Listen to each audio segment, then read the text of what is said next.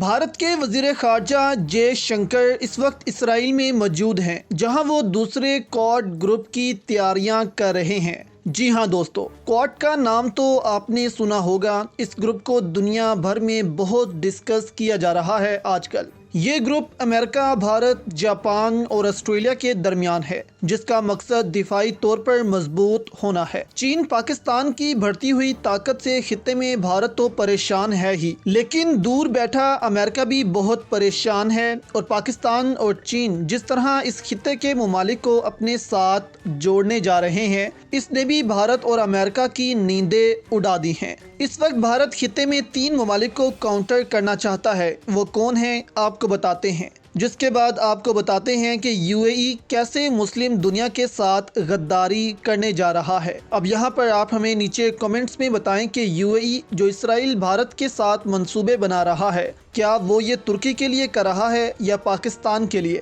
یا پھر دونوں کے لیے؟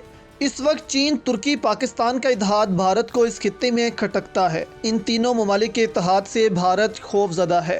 بہت عرصے سے بھارت ان ممالک کے خلاف دوسرے ممالک کے ساتھ اتحاد بنانا چاہتا تھا کہ ان ممالک کے اثر و رسوخ کو روک سکے اور ان کے سامنے کھڑا ہو سکے، کیونکہ جس طرح چین بھارت کو لتاڑ لگا رہا ہے آج کل، اسی سے نمٹنے کے لیے بھارتی وزیر خارجہ اسرائیل پہنچ چکے ہیں۔ دوستو، بھارت کو جب بھی کوئی مشکل وقت آتا ہے، بھارت بھاگ کر اپنے نئے آقا اسرائیل کی طرف ہی دیکھتا ہے اور اس سے پھر مدد کی اپیل کرتا ہے۔ ابھی چین کے قہر سے بچنے کے لیے بھارت نے اپنے وزیر خارجہ کو اسرائیل بھیجا ہے۔ اس وقت چین اور بھارت کے سرحد پر حالات کیسے ہیں، یہ سب جانتے ہیں۔ ابھی حال ہی میں چین نے ایک اور ویڈیو جاری کی ہے، جس میں آپ دیکھ سکتے ہیں کہ کیسے بھارتی فوجیوں کو چین نے مار مار کر ایسا بنا دیا تھا کہ اب بھارتی فوجی دیکھ بھی نہیں سکتے، کیونکہ ان کی آنکھیں ضائع ہو چکی ہیں۔ چینی فوجیوں نے اتنی ان کی آنکھیں پھوڑی اور بعد میں پٹی بھی کی ہے۔ اب چین سے بھی نمٹنے کے لیے بھارت اسرائیل سے مدد مانگ رہا ہے کہ بھارت کی مدد کی جائے اور ایسے ہتھیار بھارت کو فراہم کیے جائیں جس سے بھارت چین کا مقابلہ کر سکے۔ اب بھارتی وزیر خارجہ اسرائیل میں ہیں اور ایسے میں 4 ممالک کی میٹنگ ہونے جا رہی ہے، جس کو بھارتی سیکنڈ کوڈ انادر کوڈ کا نام دے رہے ہیں۔ بھارت، اسرائیل، یو اے ای اور امریکہ، ان 4 ممالک کی آج ورچوئل کانفرنس ہوگی۔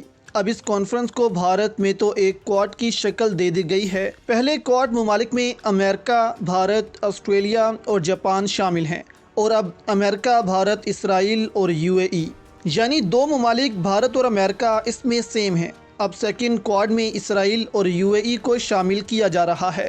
اب دیکھنے کی بات یہ ہے کہ اسرائیل، بھارت اور امریکہ، یہ تینوں ہی ایک شیطان ملک ہیں جو دنیا میں کبھی بھی امن نہیں چاہتے، لیکن یو اے ای کو یہاں پر اس اتحاد میں شامل ہونے کی کیا ضرورت تھی؟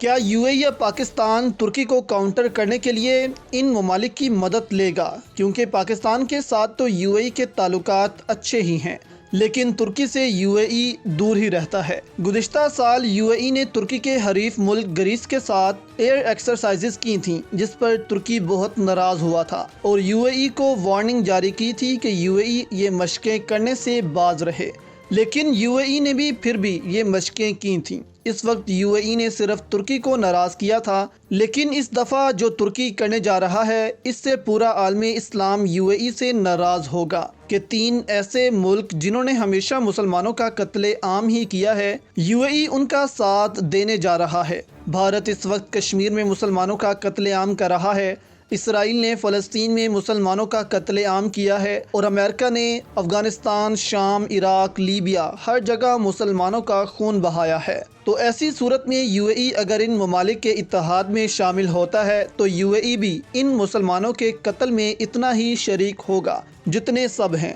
یو اے ای کو ابھی پتہ نہیں کہ یہ یہودی کسی کے سکے نہیں، صرف ان کا مقصد مسجد اقصیٰ کو شہید کر کے وہاں پر ہیکل سلیمانی تعمیر کرنا ہے۔ اس کے علاوہ گریٹر اسرائیل کا منصوبہ بھی ان کے پاس موجود ہے۔ اگر ایک دفعہ گریٹر اسرائیل بن گیا تو عرب میں اسرائیل سے طاقتور ملک کوئی نہیں ہوگا، معاشی طور پر بھی اور دفاعی طور پر بھی۔ اسی لیے اسرائیل نے ابراہیم معاہدہ لانچ کیا ہے امریکہ کی مدد سے، جس کے تحت اسرائیل تمام اسلامی ممالک سے خود کو ایکسیپٹ کروا رہا ہے۔ حال ہی میں UAE، بحرین اور مراکش اسرائیل کو تسلیم کر چکے ہیں۔ اب اسرائیل کا دعویٰ ہے کہ اور بہت سے عرب ممالک اسرائیل کو تسلیم کرنے جا رہے ہیں، جن کے نام ابھی سامنے نہیں آئے۔ پاکستان کو بھی اسرائیل بہت لالچ دے چکا ہے کہ اس کو اگر پاکستان ایکسیپٹ کر لے تو پاکستان کو بہت سی ٹیکنالوجیز فراہم کی جائیں گی، لیکن پاکستان کا یہی موقف ہے کہ جب تک فلسطین کا مسئلہ حل نہیں ہوتا تب تک اسرائیل سے کوئی بات چیت نہیں کی جائے گی۔ جیسے عمران خان کا موقف ہے کہ جب تک بھارت کشمیر سے آرٹیکل 370 کو بحال نہیں کرتا تب تک بھارت سے بھی کوئی بات چیت نہیں کی جائے گی۔